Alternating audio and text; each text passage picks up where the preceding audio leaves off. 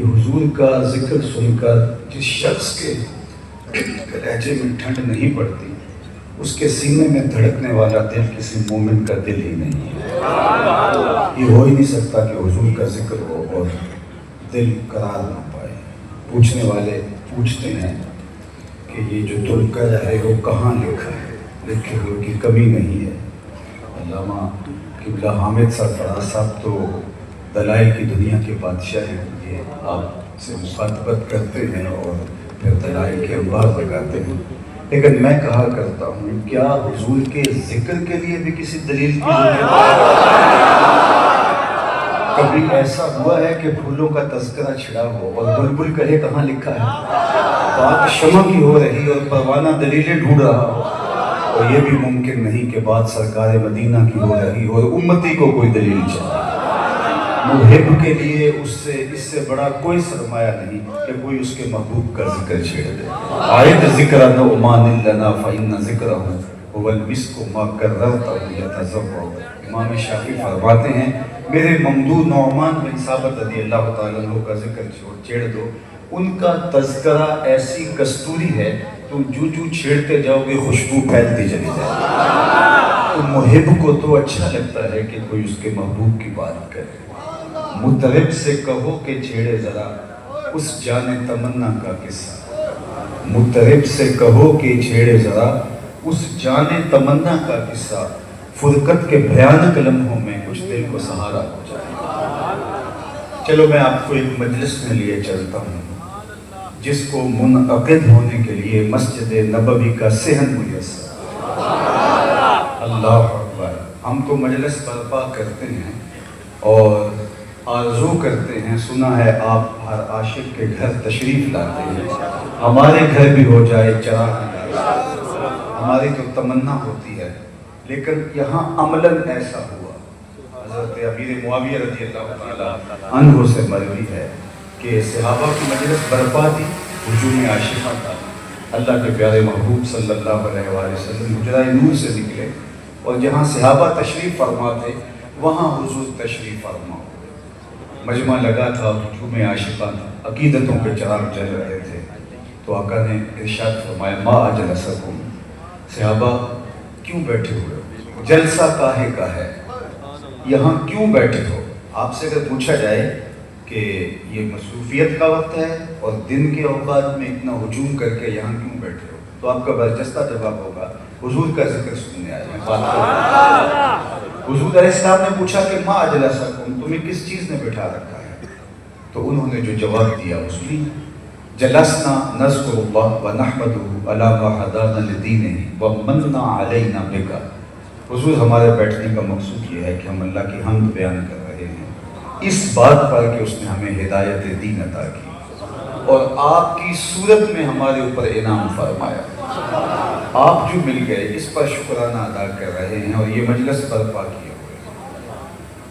بظاہر تو جب اس طرح بات ہوتی ہے تو بات ختم ہو جاتی ہے، لیکن حضور علیہ السلام نے فرمایا کیا تم اس بات پہ حلف دے سکتے ہو کہ اسی لیے بیٹھے ہو؟ تو صحابہ کو حیرت تو ہوئی ہوگی، لیکن حضور نے حلف طلب کیا تو جی حضور ہم حلفیہ اقرار کرتے ہیں کہ ہم اسی لیے بیٹھے ہیں، کوئی اور مقصود بیٹھنے کا نہیں ہے۔ آقا کریم نے باقاعدہ ان سے قسم لی، ان سے حلف لیا اور انہیں حلف دیا، تو جب وہ حلف دے چکے تو ان کی آنکھوں میں استجاب تھا کہ بظاہر حلف تو ایسے موقعوں پر نہیں ہوتا، تو حضور نے ہم سے حلف لیا تو آقا کریم علیہ السلام نے فرمایا صحابہ ابھی میں نے تم سے جو حلف لیا ہے یہ کسی تہمت کی بنیاد پر نہیں تھا، تمہارے قول کی صداقت پر مجھے کوئی شک نہیں گزرا تھا کہ میں نے قسم سے تصدیق چاہی ہو، بلکہ ماجرا کچھ اور تھا۔ تم یہاں تھے، میں حجرے میں تھا، اتانی جبریل علیہ السلام، میرے پاس جبریل امین حاضر خدمت ہوئے، فاخبرنی ان اللہ یباہی بکم الملائکہ، انہوں نے کہا محبوب آپ یہاں جلوہ کرتے ہیں، ذرا باہر تو نکل کے دیکھیے، آپ کے صحابہ کے اس عمل پر اللہ فرشتوں میں ناز کر رہا ہے۔ وہ عمل کون سا تھا جس پہ رب رب ہو کے ناز کر رہا ہے؟ وہ صحابہ مل بیٹھ کے حضور کی آمد پر اللہ کا شکرانہ ادا کریں۔ اللہ کی رحمتوں سے کوئی بعید نہیں ہے۔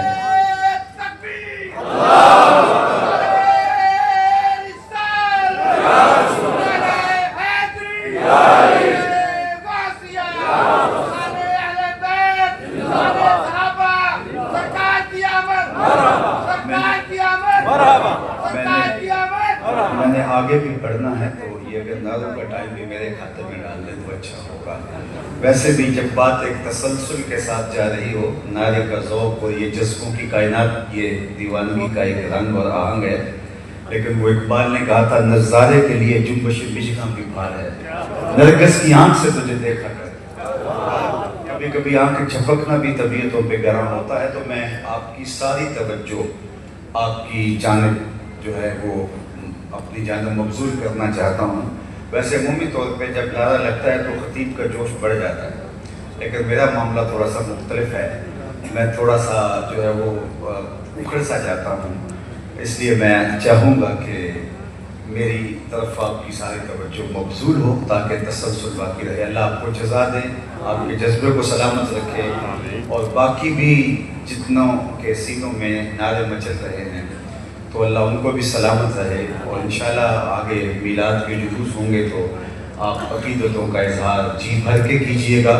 تو میرے پاس صرف 35 منٹ ہیں اور میں نے آگے بڑھنا ہے، تو میں آپ کی توجہ آپ اپنی جانب چاہوں گا۔ تو بات کر رہا تھا کہ اللہ کی رحمتوں سے کوئی بعید نہیں کہ آج کی مجلس بھی قبول کر لی جائے، اور اللہ فرشتوں سے کہے کہ دیکھو 1500 برس بیت گئے ہیں، یہ آج بھی بیٹھ کے اس نعمت کا شکرانہ ادا کریں، اور آج کی مجلس اس کی بارگاہ میں قبول کر لی جائے۔ باقی جہاں تک حضور کی صورت میں عطا کردہ انعام خداوندی کے شکرانے کی بات ہے، تو یہ ایک دو پہر کی محفل میلاد کیا، ساری زندگی حضور کے نام لگا دے، حق کے شکر پھر بھی ادا نہ ہو۔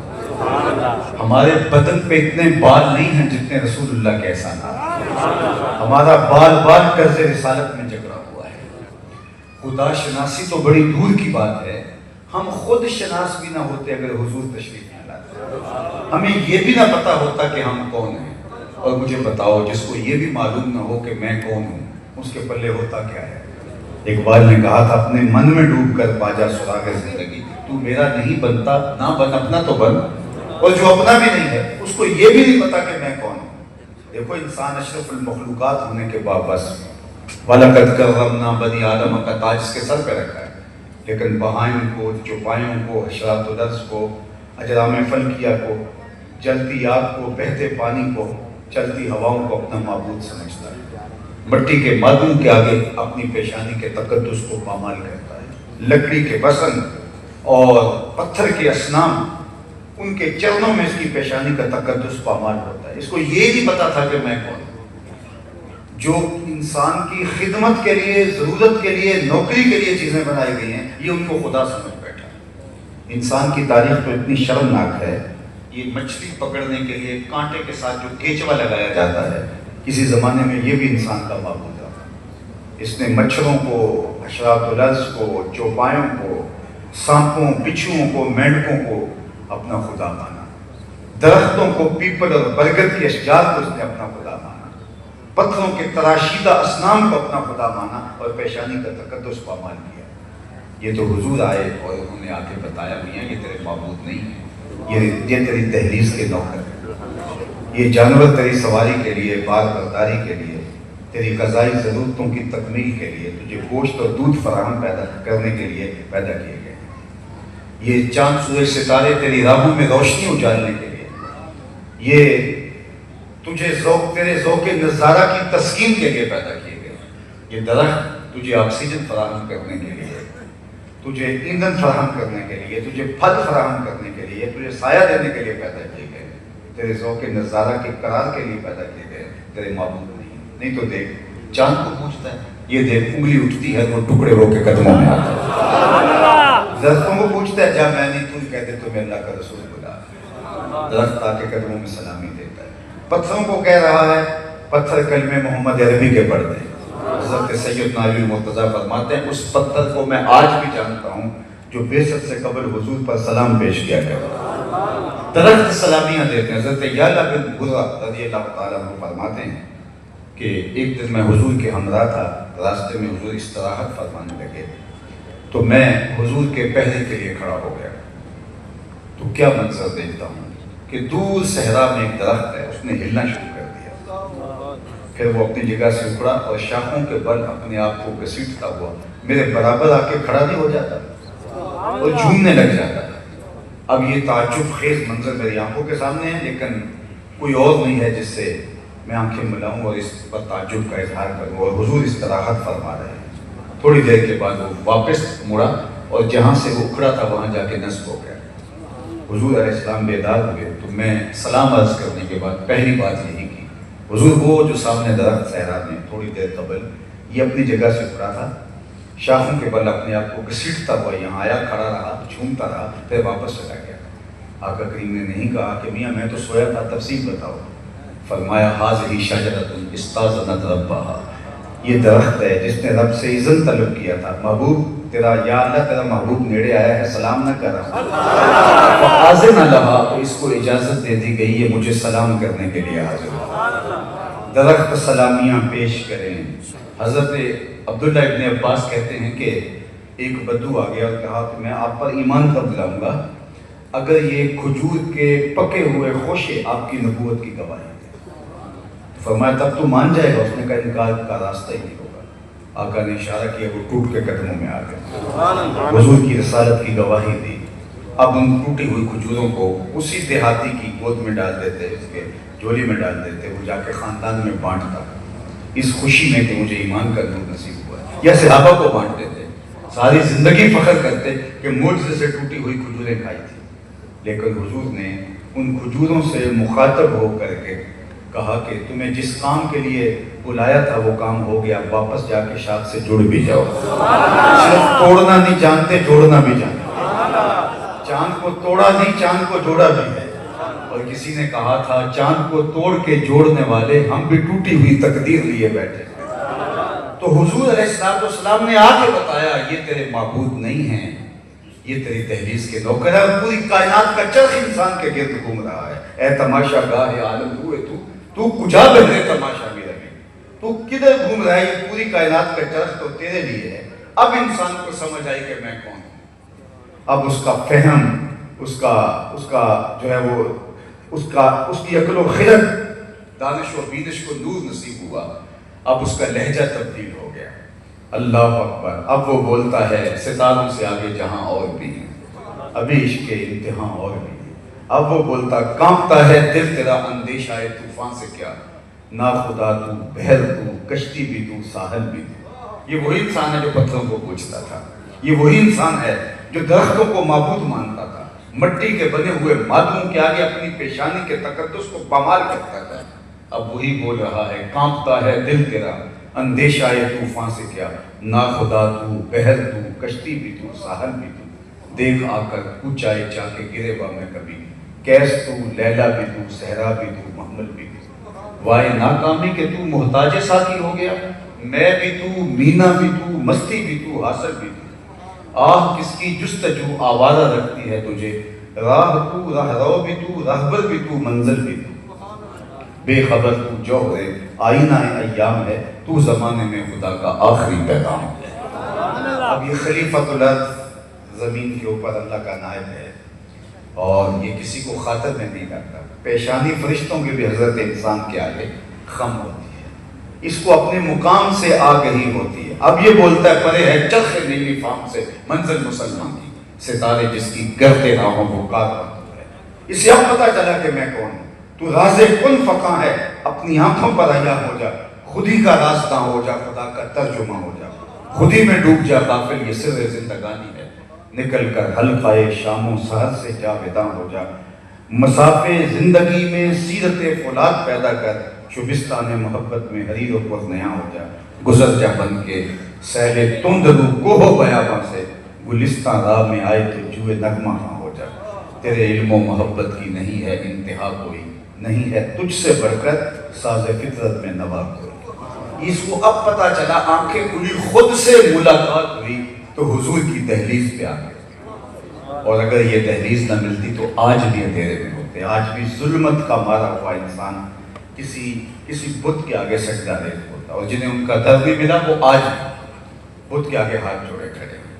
یہ نہیں ہے کہ انہیں دنیا کے علم و تہذیب اور دنیا کے اوپر جو ترقیاں ہیں ان کا علم نہیں ہے۔ پی ایچ ڈی ڈاکٹر ہے، یہ بالکل آپ کی ہمسائی کی میڈیا میں بسنے والا ہے۔ دیکھو کتنی بھاری بھرکم ڈگری ہے، علم کا کتنا بڑا حوالہ ہے، لیکن بدھ کے آگے ہاتھ جوڑے کھڑا ہے۔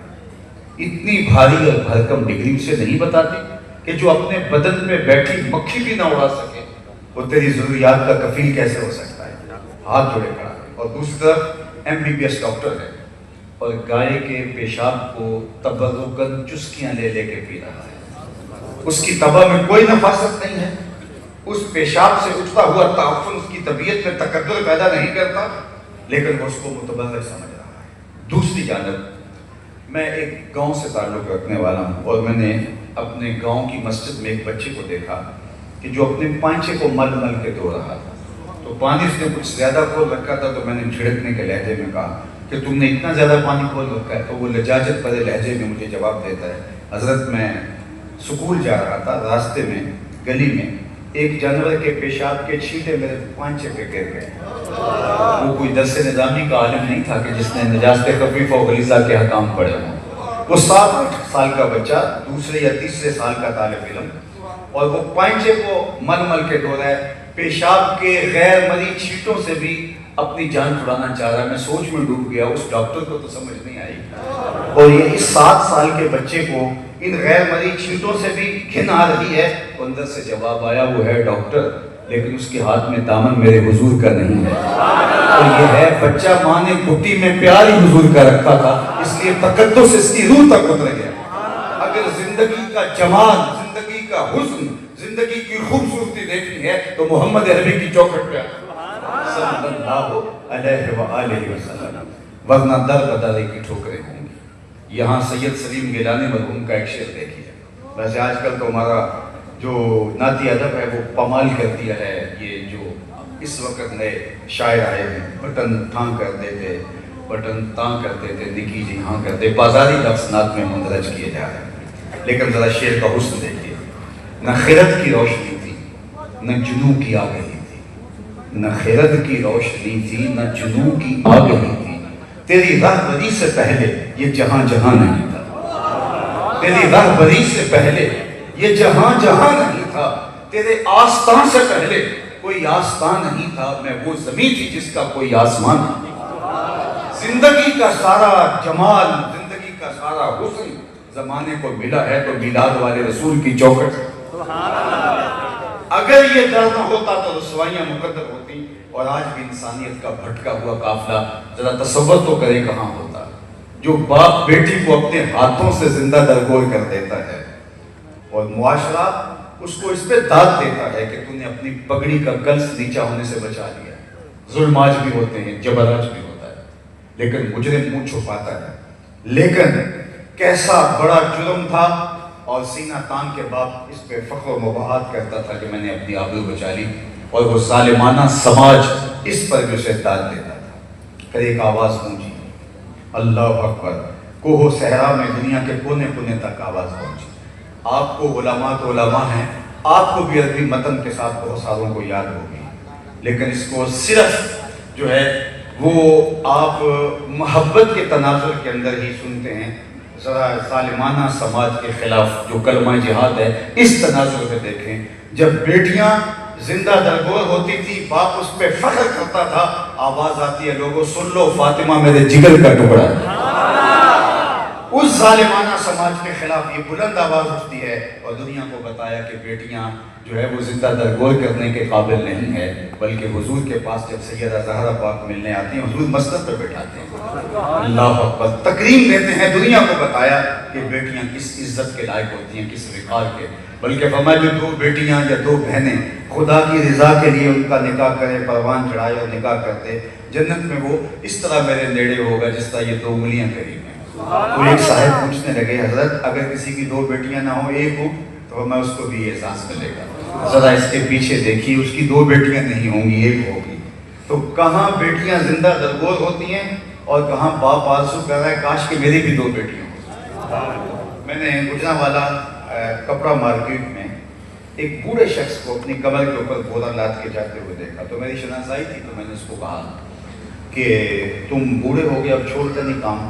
تو مجھے اس کا لہجہ کبھی بھی نہیں بھولا. اس نے ایسے انگل شہادت والی کھڑی کی، کہا حضرت میری ابھی ایک بیٹی رہتی ہے جس کی میں نے شادی کرنی ہے. تو میں نے کہا کہ یہ باپ تو زندہ درگور کرتا تھا، آج یہ بڑھاپے کے اندر مزدوری کر رہا ہے. پردیس میں جا کے لوگ پتھر پھوٹتے ہیں کہ ہم اپنی بہنوں کے ہاتھ پیلے کرنے ہیں، اپنی بیٹیوں کے ہاتھ پیلے کرنے ہیں۔ یہ تو زندہ درگور کہتے ہیں۔ ان کے سینے میں بیٹی کا پیار کس نے ڈالا؟ جواب آیا میلاد والے رسول نے۔ تو میاں تم اس بحث میں لگے ہو میلاد منانا چاہیے یا نہیں منانا چاہیے؟ ساری زندگی کی بات تو ہم کے شوگر کر دیا۔ آج یہ وہ ایک زمانے میں مال روڈ پہ خواتین نے وہ کتبے اٹھا کے جو ہے وہ اپنے حقوق کی بات کی تھی، اور پھر اب تو ایک لہر چل پڑی۔ تو ان زمانے میں ہم 10 حال کے اندر ہم ایک ماہانہ نشست کرتے تھے، تو میں نے کہا تم بھول گئی ہو، تم آج اسلام کے خلاف بغاوت پہ اتر آئی ہو اور پردے کو بوجھ سمجھتی ہو، تم بھول گئی ہو، تمہارا تو وجود گوارا نہیں۔ عورت کو گالی تھی، کس لوگوں نے کہا کہ آج قبیلے جن سے انسان سے نہیں ہے، ہم شکل ضرور ہے انسان کی، لیکن انسان کے بچوں کو جنم بھی دیتی ہے، پروان بھی چڑھاتی ہے، دودھ بھی پلاتی ہے، مگر انسان نہیں ہے۔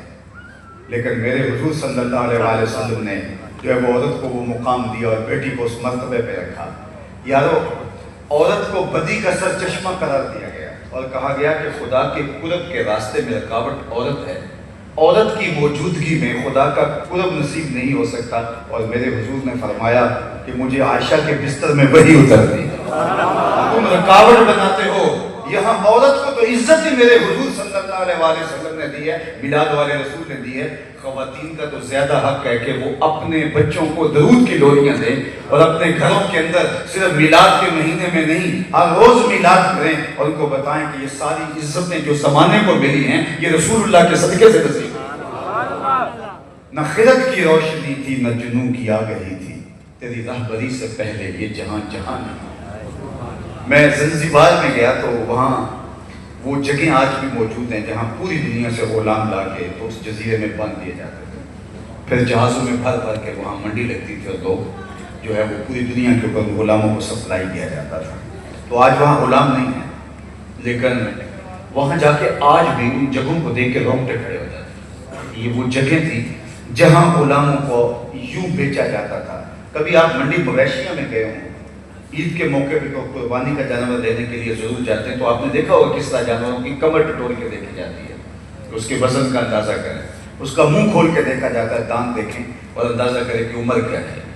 یہی انسانوں کے ساتھ ہوتا ہے، ان کے سر پہ کمر پہ بوجھ ڈال کے چلایا جاتا ہے، دیکھیں کہ اندازہ کریں کہ یہ کتنے زور والا ہے، پھر اس کی بولی دی جاتی ہے۔ دنیا کی منڈیوں میں انسانیت کی یوں تذلیل ہوتی ہے، بکتے تھے غلام، پردہ فروشی ایک بہت بڑا کاروبار تھا، اور پھر کتنا دردناک منظر تھا کہ باپ اور بیٹا یا دوست حقیقی بھائی ایک اس چبوترے پہ کھڑا اور ایک اس چبوترے پہ کھڑا بولی کے لیے لائے گئے اور لوگ بولیاں دے رہے ہیں، اور پھر خرید کے ایک علاقے کے آدمی نے دوسرے ملک کے آدمی نے خرید لیا، اور پھر وہ آخری ملاقات کرتے ہیں۔ ماں اور بیٹی کنیزیں بن کے بکنے پہ آئی ہیں اور وہ ان چبوتروں پہ کھڑی ہیں، تو ماں کو کوئی اور خرید لیتا ہے، بیٹی کو کوئی اور خرید لیتا ہے، پھر مختلف علاقوں میں لے کے جاتے ہیں۔ اللہ اکبر، یار اپنی مرضی سے جانچ پرکھ کے رشتہ کیا جاتا ہے، اور ہر پہلو سے، ہر تناظر سے جو ہے وہ دیکھا جاتا ہے کہ ہماری بیٹی کے لائق بھی ہے کہ نہیں۔ اور پھر بیٹی کو جب رخصت کیا جاتا ہے، اگلے دن وہاں جانا ہوتا ہے ولیمے پہ، اگلے دن بیٹی نے گھر آنا ہوتا ہے، جب چاہے ملاقات ہو سکتی ہے، لیکن جب بیٹی کو رخصت کرتی ہے ماں اس کا کلیجہ پھٹ رہا ہوتا ہے، جبکہ وہ ساتھ والے محلے میں جا رہی ہوتی ہے۔ تو ذرا تصور کریں کہ اس پھٹے پہ ماں بک رہی ہے اور اس پھٹے پہ بیٹی بک رہی ہے، اور پھر دو مختلف ملکوں کے آقا ان کو خرید کے لے جا رہے ہیں، دوبارہ شاید کبھی ملاقات بھی نہیں ہوگی۔ تو جب وہ آپس میں جدا ہوتے ہوں گے تو کیا درد پھوٹتا ہوگا اور ان آنسوؤں میں کتنی آگ ہوتی ہوگی۔ یہ دنیا کی منڈیوں میں سرے بازار ہوتا تھا اور روز ہوتا تھا، اور یہ روز انسانی درد کی کہانیاں رقم ہوتی تھی۔ یہ میرے حضور آئے صلی اللہ علیہ وسلم، آپ نے علماء سے سنا ہے کہ سویبہ نے جا کے کہا کہ تیرے مرحوم بھائی کے گھر بیٹا پیدا ہوا ہے، تو ابو لہب نے کہا کہ جا تو آزاد ہے۔ تو اس پر اس کو کیا فائدہ ہوا علماء سے آپ سنتے ہیں، لیکن میں جس پہلو کی طرف آپ کی توجہ دلانا چاہتا ہوں وہ یہ کہ حضور نے صحن کائنات پہ قدم رکھا، غلامی کی زنجیریں ٹوٹنے لگی، پھر اتنے طریقے دیے غلام آزاد کرنے کے، قسم توڑ بیٹھو غلام آزاد کرو، کفارہ قتل میں غلام آزاد کرو، کفارہ ازہار میں غلام آزاد کرو، روزہ توڑ بیٹھو غلام آزاد کرو، ویسے ترغیب دی غلام آزاد کرنے کی۔ حضرت عثمان غنی رضی اللہ تعالیٰ عنہ ہر جمعے کو ایک غلام آزاد کرتے تھے. حضرت عمر رضی اللہ تعالیٰ عنہ جو زیادہ نمازیں پڑھتا تھا غلام اس کو آزاد کرتے تھے. غلاموں کو یہ آپ کی عادت اور آپ کا مزاج سمجھ میں آیا تو انہوں نے زیادہ نمازیں پڑھنی شروع کر دی, تو آپ نے آزاد کرنا شروع کر دیا. تو لوگوں نے کہا عمر آپ بولے ہیں یہ دل سے نہیں پڑھتے, یہ آپ کو دکھلانے کے لیے اور آزادی کے لیے کرتے ہیں. تو حضرت عمر نے کہا یہ مجھے خدا کے نام پہ دھوکہ دیتے ہیں, میں 100 بار کھانے کے لیے تیار. صحابہ میں سب سے امیر حضرت عبد الرحمن بن عوف رضی اللہ تعالیٰ, انہوں نے اپنی زندگی میں 30,000 غلام آزاد کیے. اس دور کی سب سے مہنگی سخاوت غلام آزاد کرنا. 30,000 غلام حضرت عبد الرحمن بن عوف نے, پھر باقی اصحاب نے, حضرت سیدنا صدیق اکبر رضی اللہ تعالیٰ عنہ نے, مولا کائنات نے, باقی اصحاب پیغمبر کی زندگیاں دیکھیے. اور آج اگر دنیا کے اوپر غلامی موجود نہیں رہی ہے تو یہ کس کے دیے ہوئے نظام کا صدقہ اور صلہ ہے. غلاموں کو عملی طور پہ غلامی اب ختم ہو گئی, اور جب تک غلام موجود رہے ان کے لیے آداب بتائے لوگوں کو, جو خود کھاتے انہیں کھلاؤ, جو خود پہنتے انہیں پہناؤ. اللہ اکبر. وہ غلام جو آقا کا جوتا دھوپ سے اٹھا کر چھاؤں میں رکھے اور آقا اس پہ بھی کوڑے مارے کہ تم نے میرا جوتا میرے پوچھے بغیر چھوا کیا ہے, کیوں چھوا ہے؟ وہ کہتا ہے صاحب دھوپ میں خراب ہو رہا تھا اس لیے میں نے چھاؤں میں رکھ دیا. تو آقا کہتا ہے نہیں, تیری خوب غلامی بدل رہی ہے, تو اپنی اوقات بھول گیا ہے, تجھے یاد ہی نہیں کہ میں غلام ہوں, اس پہ کوڑے مارتا ہے. اقبال نے کہا تھا نا غلامی کیا ہے, ذوق حسن و زیبائی سے محرومی, جسے زیبا کہیں آزاد بندے ہیں وہی زیبا. بھروسہ کر نہیں سکتے غلاموں کی بصیرت پر کہ دنیا میں فقط مردان ور کی آنکھ ہے. غلام کی کیا اوقات ہوتی ہے, وہ آقا کا جوتا اذن کے بغیر نہ چھو سکے. سنو ایک بار نہیں 100 بار میلاد مناؤ, حضور کے ذکر میں دیوانگی کا اقرار کرو. جب غلام آقا کا جوتا بغیر اذن کے چھو نہیں سکتا, حضور معراج سے واپس پلٹتے ہیں اور بلال سے پوچھتے ہیں بلال تو کون سا نیک عمل کرتا ہے, میں جنت میں تیرے قدموں کی آہٹ سنتا. کیا اس ایک جملے نے دور غلامی کی ساری تھکن اتارنے دی ہوگی, اور بلال فرش سے اٹھ کے فراز عرش تک نہیں پہنچ گیا ہوگا. یہ عظمتیں کہ جو جوتا بھی نہ چھو سکے اس کو کونین کا سردار کہہ رہا ہے کہ میں نے تیرے قدموں کی آہٹ وہاں سنی ہے, بستیوں سے اٹھا کے اوج ثریا کی بلندیوں تک پہنچا دیا. انسانیت کا قافلہ بھٹک اور بہک کر جس منظر پہ گرا تھا اور جس اتھا گہرائی میں گرا تھا, اسے اگر نکالا ہے وہاں سے تو آمنہ کے لاد نے, میلاد والے رسول نے نکالا. آفتاب زندگی کی ایک شعاع بنی, نور سے تیرے فلک روشن درخشاں ہے زمین, تیری ہستی روشنی کا ایک حسی مینار ہے, ہر کرن جس کی نشان منزل دنیا ہوتی. تیری نظروں نے تراشے ظلمتوں سے آفتاب, پاؤں تیرے چوم کر ذرے بنے ماہ مبین. اے غریبوں کے سہارے, اے یتیموں کی مراد, محسن انسانیت تجھ سا کوئی. کائنات کو جتنا بھی حسن ملا ہے, بلکہ میں ایک اور بات کروں آپ کی اگر توجہ ہو, دنیا کے اوپر جہاں بھی تہذیب موجود ہے, چاہے وہ کفر کا معاشرہ ہی کیوں نہ ہو, جہاں تہذیب, جہاں خیر کی کوئی قدر موجود ہے, وہ صدقہ ہے میلاد والے رسول صلی اللہ علیہ وآلہ وسلم. دنیا کو خیر دیا ہی حضور نے ہے, اسی چوکھٹ سے نور, روشنیاں اور اجالے بٹے ہیں. اس لیے میلاد حضور کی چوکھٹ سے خیرات مانگنا ہے, اور ہم جھولی پھیلا کے عرض گزار ہوتے ہیں چمک تجھ سے پاتے ہیں سب پانے والے, میرا دل بھی چمکا دے چمکانے والے. صاحبان محبت, میں آپ سے عرض گزار ہوں گا کہ صرف ایک دن یا ایک رات یا جھنڈیاں لگا دینے سے حق ادا نہیں ہوتا. عقیدتوں کے یہ مظہر ہیں, الفتوں کے یہ رنگ ہیں, اور حضور کے ساتھ پیار کا یہ آہنگ ہے, اور یہ اہل اللہ اور جو ہے وہ حضور کے محبین کا یہ طریقہ شروع سے رہا ہے. وہ عقیدتوں کے رنگ کو اپناتے رہے ہیں, لیکن کہیں آپ اس پہ نہ رک جائیں, اپنی ساری زندگی حضور کے نام لگانے کا عہد کریں. وہ آقا جنہوں نے غار سجدہ کے نوکیلے پتھروں پہ پیشانیاں رکھ کے ہمارے لیے دعائیں مانگی, صرف ایک دن کے پرجوش نعرے یا پرجوش خطاب حق ادا نہیں کرتا. ہمیں ساری زندگی آقا کریم کے نام لگانا پڑے گی. میرے استاد فرمایا کرتے تھے یہ نہ ہو کہ لوگ تمہیں پوچھیں تم کون ہوتے ہو اور تمہیں بتانا پڑے صاحب ہم مسلمان ہوتے ہیں. فرماتے تھے نہ تمہیں بتانے کی نوبت آئے نہ کسی کو پوچھنے کی ضرورت, تمہاری وضاقتہ, طرز زندگی, انداز معاشرت ایسا خوبصورت ہونا چاہیے کہ لوگ دور سے دیکھیں تو کہیں وہ دیکھو حضور کا غلام آ رہا، نور آنکھوں میں تو چہروں پہ اجالے ہوں گے، مصطفیٰ والوں کے انداز نرالے ہوں گے، دنیا میں بھی ان کے دم سے مقدر چمکا، محشر میں بھی ان کی رحمت کے حوالے ہوں گے۔ آئیے یہ 1500 سالہ حضور کا جشن میلاد ہے، ہم عزم کریں کہ حضور جئیں گے تو آپ کے لیے، مریں گے تو آپ کے لیے، زندگی کی ایک ایک سانس حضور کے نام کر دیں۔ بلکہ مجھے بڑی دیر کے بعد نازش قادری مرحوم کا شعر یاد آیا کہ کیا انہوں نے محبت کے جو ہے وہ انداز کو بیان کیا ہے، مسے خام تو اس طرح سے کندن کر لو، ہے مسے خام تو اس طرح سے کندن کر لو، دل کو یاد شہ کونین کا مسکن کر لو، دل کو یاد شہ کونین کا مسکن کر لو، سبز گنبد سے یوں تعلق بناؤ نازش، روح بھی اپنی ہرے رنگ سے روغن کر لو۔